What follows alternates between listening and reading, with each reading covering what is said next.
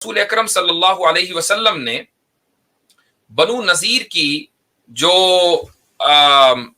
जब उनके साथ जंग हुई थी और उनको जिला वतन किया गया था, तो फिर आप सल्लल्लाहु अलैहि वसल्लम ने दरख्तों को क्यों जलाया था, जबकि आप खुद ये हुक्म दे रहे हैं कि दरख्तों को मत जलाना। अबू बकर सिद्दीक रज़ी अल्लाहु अन्हु हुक्म दे रहे हैं कि दरख्तों को मत जलाना। तो उसके लिए मैं एक और चीज आपके सामने शेयर करना चाहूंगा। Just a second.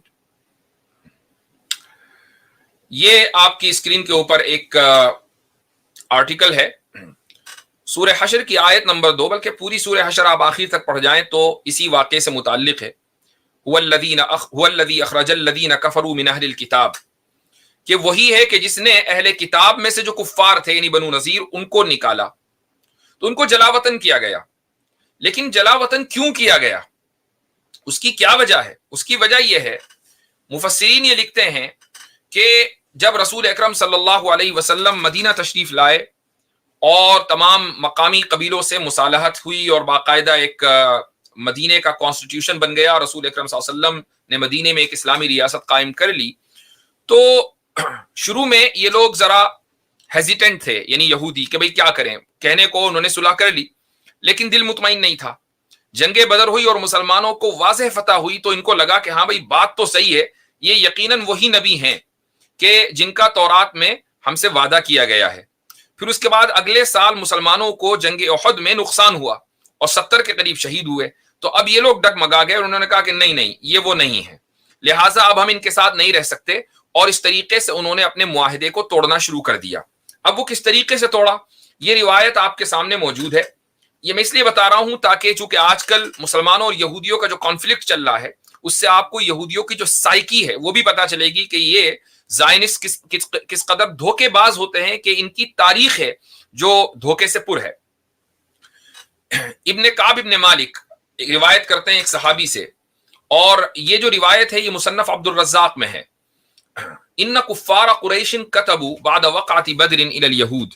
मैं अरबी भी पढ़ रहा हूं और उसके बाद उसका तर्जुमा भी कर रहा हूं कि कुरैश के कुफ्फार ने बदर के वाक़िए के बाद यहूदियों को लिखा, यहूद जो मदीने में थे उनको लिखा, इन्नकुम अहलुल हलक़ति वल हुसून, तुम लोगों के किले हैं, बड़े बड़े मेंशंस हैं। व इन्नकुम लतुक़ातिलन्न साहिबना औ लनफ़अलन्न कज़ा, कि हर हाल में तुम हमारे इस आदमी से, यानी रसूल अकरम सल्लल्लाहु अलैहि वसल्लम को कहा जा रहा है, इस आदमी से तुम लड़ो वरना हम तुम्हारी दुर्गत बना देंगे। यानी ये मुशरिकीन की तरफ से बाकायदा धमकी भरा खत यहूदियों को लिखा गया। अच्छा, आगे ये आ रही बात कि जब ये खत यहूदियों को तक पहुंचा तो बनु नज़ीर ने तय कर लिया कि भाई अब हम मुआहिदे में नहीं रह सकेंगे, मुआहिदा तोड़ देंगे। अजमात बनु नज़ीर अलल गद्र व अरसलू इलन नबी सल्लल्लाहु अलैहि वसल्लम, रसूल अकरम सल्लल्लाहु अलैहि वसल्लम को ये कहला भेजा। तो मुआहिदे को से किस तरह निकले, तो अब उन्होंने एक टैक्टिक चली, ये प्लानिंग की। उन्होंने रसूल अकरम सल्लल्लाहु अलैहि वसल्लम को ये कहला भेजा कि अनिखरुज इलैना फी 30 रजुलन मिन अस्हाबिक वल यखरुज मिन्ना 30 हिब्रन हत्ता नल्तक़ी बिमकानिन निस्फिन बैनना व बैनक लियस्मउ मिनक, कि आप 30 लोगों को लेकर आए अपने साथ, हम अपने 30 उलमा को भेजते हैं, हम एक दरमियान की जो भी जगह होगी, आधा रास्ता आप तय करें, आधा रास्ता हम तय करते हैं, वहां पर मिलेंगे, वो आपसे आपकी गुफ्तगू सुनेंगे। फ़इन सद्दक़ूका व आमनू बिका आमन्ना बिका कुल्लना, कि अगर वो हमारे 30 यहूदी उलमा आपकी तस्दीक कर देते हैं, आप पर ईमान ले आते हैं, तो हम सारे के सारे आप पर ईमान ले आएंगे। तो रसूल अकरम सल्लल्लाहु अलैहि वसल्लम की जो बुनियादी हैसियत है वो तो अल्लाह ताला का पैगाम पहुंचाने की है। तो आप सल्लल्लाहु अलैहि वसल्लम फौरन 30 लोगों को लेकर निकले, उधर से भी 30 लोग आए। हत्ता इज़ा बरज़ू फी बराज़िम मिनल अर्ज़, जब वो एक ऐसी जगह पर आ गए कि जब एक दूसरे को नजर आने लगे, तो बाज यहूदियों ने एक दूसरे से कहा, कैफ़ तख़लुसून इलैहि व मअहु 30 रजुलन मिन अस्हाबिही, तुम इस शख्स को यानी रसूल अकरम सल्लल्लाहु अलैहि वसल्लम को, आप अलैहिस्सलातु वस्सलाम को कत्ल कैसे करोगे? तख़लुसून, वहां तक पहुंचोगे कैसे, उस शख्स तक हाथ दराज कैसे करोगे, जबकि उसके साथ 30 अफराद हैं। रसूल अकरम सल्लल्लाहु अलैहि वसल्लम के साथ 30 सहाबा थे, और इन सब की हैसियत क्या है? कुल्लुहुम युहिब्बु अन यमूता क़ब्लहु, इनमें से हर एक आदमी इस बात की ख्वाहिश रखता है कि दूसरे से पहले मर जाए, रसूल अकरम सल्लल्लाहु अलैहि वसल्लम से पहले वो अपनी जान की कुर्बानी कर दे। ये मुसलमानों की सूरत हाल है। और आज आप उसको देख रहे हैं कि ऊपर से बम बरस रहे हैं और नीचे सुभान अल्लाह हस्बुनल्लाह व निअमल वकील के तराने गाए जा रहे हैं। तो ये गोया कि वो कौम है کہ جو یہ نہیں سمجھتی کہ مرنے کے بعد اب کچھ نہیں، بلکہ مرنے کے بعد ہی زندگی شروع ہے. تو جس قوم کی صورتحال یہ ہو، اس سے آپ کیسے، تم لوگ کیسے جھگڑا مول لوگے؟ فارسلوا الیہ، تو انہوں نے ایک اور پیغام بھیجا. انہوں نے کہا کہ کیف نفہم ونحن 60 رجلا، 30 آپ کے 30 ہمارے، اتنے سارے مجمع میں ہم آپ کی بات سمجھیں گے کیسے؟ ہر طرف سے آوازیں بلند ہوں گی. اس لیے اخرج فی ثلاثۃ من اصحابک، آپ 3 لوگوں کو لے کر آئیے، ہم بھی 3 لوگوں کو لے کر آئیں گے، ہمارے 3 علماء آپ کے سامنے آئیں گے، اگر وہ ایمان لے آئے ہم سارے ایمان لے آئیں گے. تو رسول اکرم صلی اللہ علیہ وسلم نے اس کو بھی قبول کر لیا. فخرج النبی صلی اللہ علیہ وسلم فی ثلاثۃ من اصحابہ وخرج ثلاثۃ من الیہود، 3 ادھر سے آئے صحابہ اور 3 یہودی آئے، اور تینوں یہودیوں کے پاس واشتملوا علی الخناجر، اور ان تینوں کے پاس خنجر تھے. وارادوا الفتک برسول اللہ صلی اللہ علیہ وسلم، رسول اکرم صلی اللہ علیہ وسلم کو ہلاک کرنے کا، شہید کرنے کا ان کا ارادہ تھا. اب چونکہ یہ پلاننگ پہلے ہی بنو نذیر کے قلعے میں ہو چکی تھی تو بات لیک ہو گئی.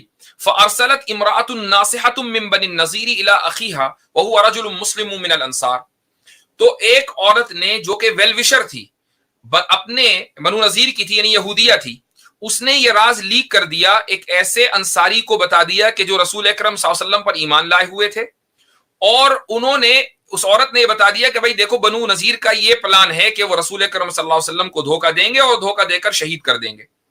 فاقبل اخوها سریعا، تو وہ شخص، وہ صحابی دوڑے ہوئے آئے جب رسول اکرم صلی اللہ علیہ وسلم راستے میں تھے.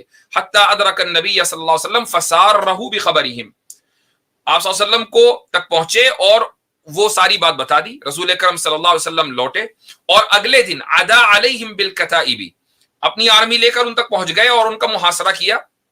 فقاتلہم حتی نزلوا علی الجلا، اور ان کے ساتھ جنگ ہوئی یہاں تک کہ انہوں نے اس پر اتفاق کیا کہ ٹھیک ہے آپ ہمیں جلا وطن کر دیں، ہم یہاں نہیں رہیں گے. اب یہ جو بنو نذیر کے ساتھ واقعہ ہوا ہے، اس واقعے کے تعلق سے ایک آیت قرآن کریم میں آئی ہے، ما قطعتم من لینۃ او ترکتموها قائمۃ علی اصولها فباذن اللہ ولیخزی الفاسقین. آیت نمبر 5، اللہ تعالیٰ فرماتا ہے کہ تم نے کھجور کے جو بھی درخت کاٹے، او ترکتموها، یا نہیں کاٹے، ان کو اپنی جڑوں کے اوپر چھوڑ دیا، تو یہ اللہ کی اجازت سے تھا، اور یہ اس لیے تھا تاکہ فاسقین یعنی جو ٹرانسگریسرز ہیں، جو اللہ کی حکم عدولی کرنے والے، اللہ تعالیٰ ان کو مزہ چکھا دے. اب دیکھیں چاروں ائمہ کا، جو ابو حنیفہ، شافعی، مالک، احمد بن حنبل، چاروں کا اس بات پر اتفاق ہے کہ افساد فی الارض یعنی زمین میں فساد پھیلانا، عمارتوں کو تباہ کرنا، کھیتیوں کو تباہ کرنا، یہ جائز نہیں ہے.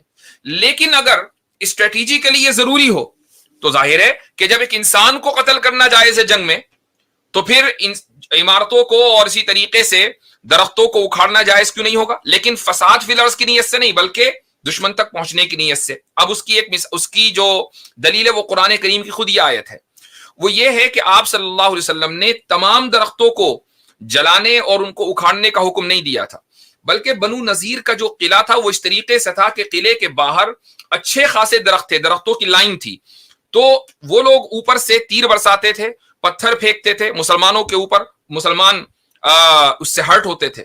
لیکن جب ادھر سے تیر اندازی ہوتی تھی مسلمانوں کی طرف سے، تو بیچ میں اتنی بڑی تعداد درختوں کی ہے تو وہاں تک کہ ان کے تیر اور ان کے پتھر نہیں پہنچ پاتے تھے. تو آپ صلی اللہ علیہ وسلم نے اسٹریٹجیکلی یہ حکم دیا کہ کچھ درختوں کو راستے سے ہٹا دیا جائے. اس لیے اس آیت کے اندر خود یہ ہے کہ تمام درختوں کو نہیں کاٹا گیا. اگر غصے میں آ کر آپ صلی اللہ علیہ وسلم درختوں کو کاٹتے تو سارے درختوں کو کاٹ دیتے.